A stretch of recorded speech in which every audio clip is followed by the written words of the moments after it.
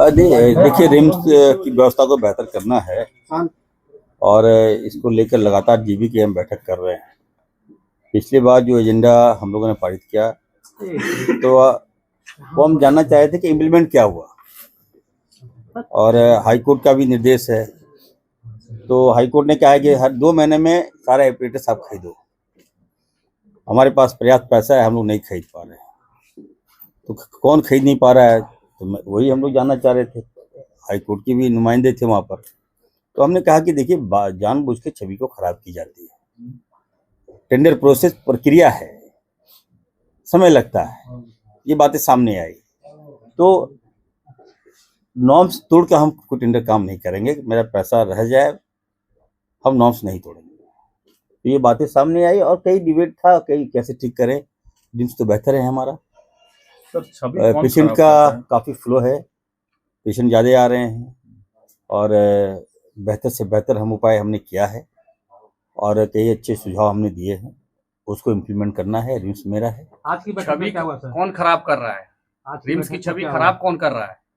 RIMS का ये बातें कौन बोल रहा है छवि खराब कर? रक्षा मंत्री ने कहा है, आपने भी शुरुआती दौर में नहीं, मैंने कब कहा? मैंने कि ऐसे कोई तो रक्षा राज्य मंत्री रक्षा देश की रक्षा करें, रिम्स की रक्षा हम कर लेंगे। हम लोग एज ए मेंबर है, वहाँ अंदर कुछ और बोल रहे हैं, बाहर कुछ और बोलते हैं, तो समझ नहीं पा ऐसी कोई बात ही नहीं हुई। तो मुख्यमंत्री से अपील किया कि वो कह रहे हैं कि रिम्स जब मैं हमारे बगल में बैठ रहे हैं, जब वो बगल में बैठते हैं, हम चेयरमैन है यहाँ के, मेरे बगल में बैठते हैं, वो मेंबर हैं, ठीक है, मंत्री हैं, वो मैं रिगार्ड करता हूँ। उनको हमको सुझाव देना चाहिए।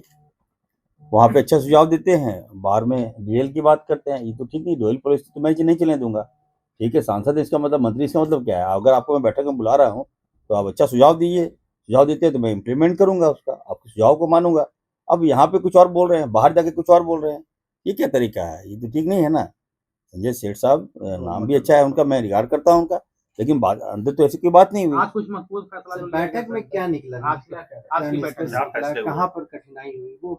नहीं, देखिए, बेहतर से बेहतर करना है रिम्स को। रिम्स से बिल्डिंग वगैरह सब पुराना है, कभी भी गिर जाएगा। टेंडर हो चुका है, अभी तक काम नहीं हो पा रहा है। कल गिरेगा, बिल्डिंग गिर जाएगा तो जिम्मेवार कौन होगा? मरीज मर जाएगा तो जिम्मेवार कौन होगा? ये सारी बातें पर हम लोगों ने ठोस निर्णय लिया है। और क्या कुछ निर्णय हुआ है सर, जरा उस पर थोड़ा ब्रीफ कर दें। नहीं, जो पूर्व की जो एजेंडा थी उस पर हम लोगों ने कहा क्या क्या हुआ बताओ। हमारे जो डायरेक्टर हैं उनसे पूछा गया कि आपने क्या किया बताओ। तो तैयार हो रहा है, सब कुछ ठीक ठाक है, ऐसी कोई बात नहीं। सर, पिछली बैठक में आपने निर्णय लिया था कि यहाँ मरने वालों को तत्काल 5,000 रुपए की आर्थिक सहायता की जाएगी। 1 महीने बाद भी लागू नहीं हो सका सर, तो कहाँ कमी मानते हैं सर? नहीं, देखिए, मैं आपको बता देना चाहता हूँ, आज के एजेंडा में क्या इम्प्लीमेंट हुआ क्या नहीं हुआ उस पर डिबेट था, चर्चाएं थी। हमने देखिए, मैं बाय फोर्सली ये एजेंडा पास किया था कि 5,000 रुपया हम वैसे मरीज को देंगे जो गरीब हैं, असहाय हैं। ठीक है, वो पैसा हम उसको मरने के बाद हम ये नहीं कि भाजपा लोग समझ लिया अनुदान दे रहे हैं, राशि दे रहे हैं।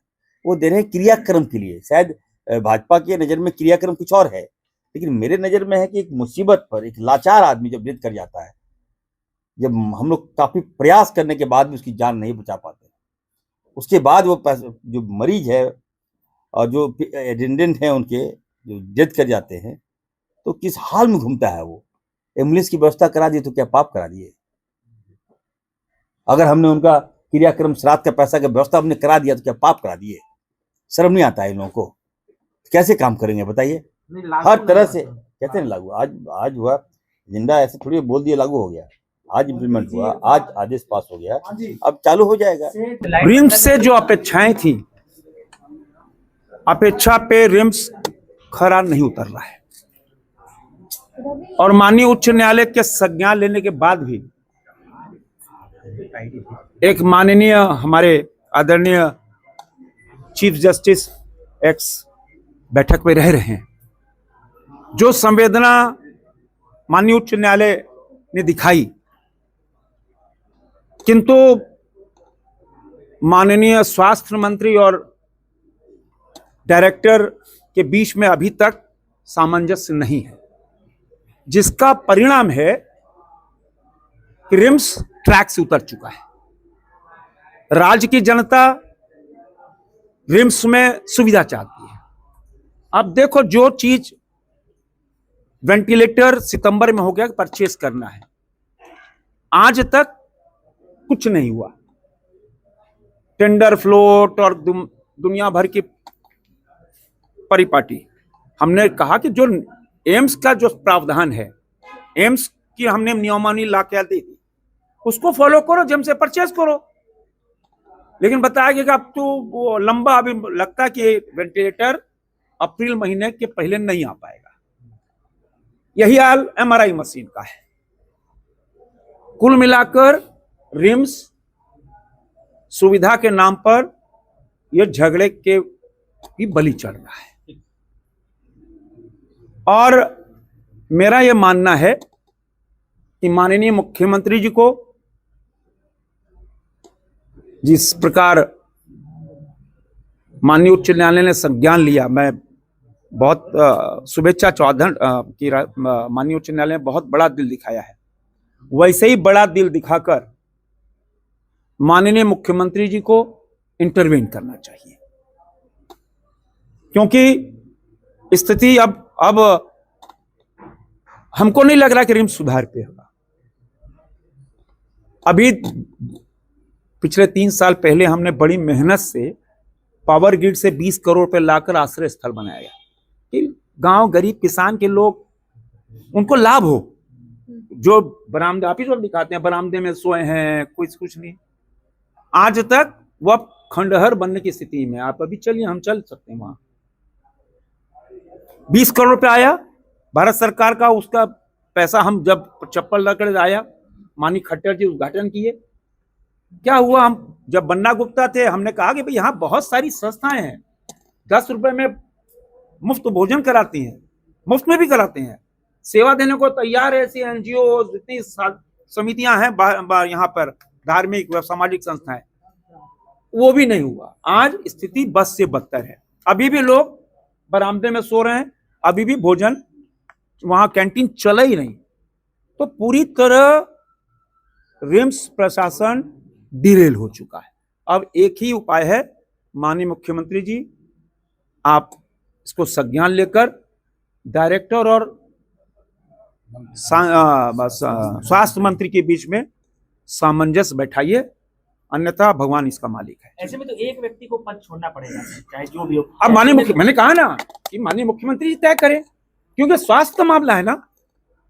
अब देखो, हम इतना बड़ा इंस्टीट्यूट है ये, मेरी बात सुनिए। हाँ, चर्चा हुई, इतना बड़ा आज तक यहाँ ऑर्गन का कोई हुआ कि या यहाँ पे किडनी ट्रांसप्लांट हो रही है, लीवर ट्रांसप्लांट और कुछ हुआ? खाली हड्डी जोड़ना, हड्डी मन ठीक है, लेकिन बड़ा सोच होना चाहिए। बड़ी सोच के साथ इतना बड़ा इंस्टीट्यूशन है, झगड़ा किस बात का है? हमको आज तक ये समझ नहीं आया। आज क्या विवाद है?